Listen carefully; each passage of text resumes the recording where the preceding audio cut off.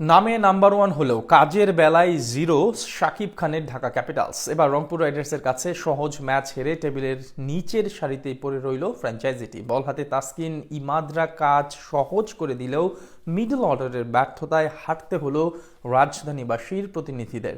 বিপরীতে দুর্দান্ত জয় তুলে নিল রংপুর। ঢাকার বিপক্ষে রংপুর রাইডার্সের এমন জয় নিয়ে বিস্তারিত জানব রিপোর্ট। টুর্নামেন্টের সবচেয়ে আলোচনায় থাকা দুই দলের লড়াই।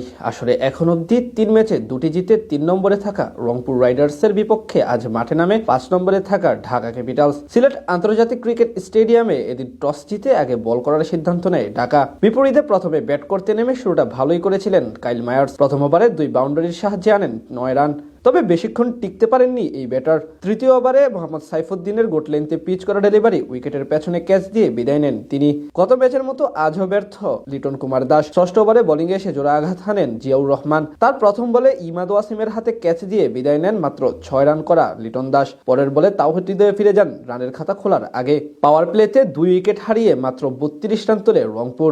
দলের এমন বিপর্যয়ে হাল ধরেন ডেভিড মালান এবং মাহমুদুল্লাহ রিয়াদ। দুজন মিলে বেশ ধীরে সুস্থে সামলাতে থাকেন ঢাকার বোলারদের। মাঝে 22 বলে কোনো বাউন্ডারি হাঁকাতে পারেনি তারা। 11তম ওভারে জিয়াউর রহমানের উপর চড়াও হন রিয়াদ। সে ওভারে আসে 12 রান। পরের ওভারে সাইফ হাসানকে 3 বাউন্ডারি হাঁকিয়ে তোলেন 14 রান। ধীরে ধীরে গতি বাড়তে থাকে রংপুরের রানের চাকার। 15তম ওভারে টানা 2 ছক্কা হাঁকাতে গিয়ে সাব্বির রহমানের হাতে ধরা পড়েন ডেভিড মালান। বাউন্ডারি লাইনে ক্যাচ দিয়ে বিদায় নেওয়ার আগে তিনি করেন 33 বলে 33 রান। তবে এক প্রান্ত আগলে রেখে ব্যক্তিগত অর্ধশতক পূরণ করেন মাহমুদুল্লাহ রিয়াদ। তিনি আউট হন আজ 51 রানের কার্যকরী ইনিংস খেলে। ডেথ ওভারে ঢাকার বোলারদের উপর ঝড় তোলেন খুশদিল শাহ। শেষ পর্যন্ত তার 21 বলে 38 রানের অপরাজিত ইনিংসে ভর করে 155 রানের লড়াকু পুঁজি পায় রংপুর রাইডার্স।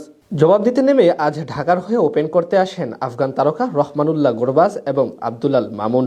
দুজন মিলে বেশ ভালোভাবেই সামলাচ্ছিলেন প্রতিপক্ষ বোলারদের। প্রথম 3 ওভারে আনেন 22 রান। চতুর্থ ওভারে রাকিবুল ইসলামকে 2 বাউন্ডারি মারেন গুরবাজ। ষষ্ঠ ওভারে আলিসাল ইসলামের উপর চড়াও হন এই ব্যাটার। সেই ওভারে 2টি 4 এবং 1টি ছক্কা হাঁকান তিনি।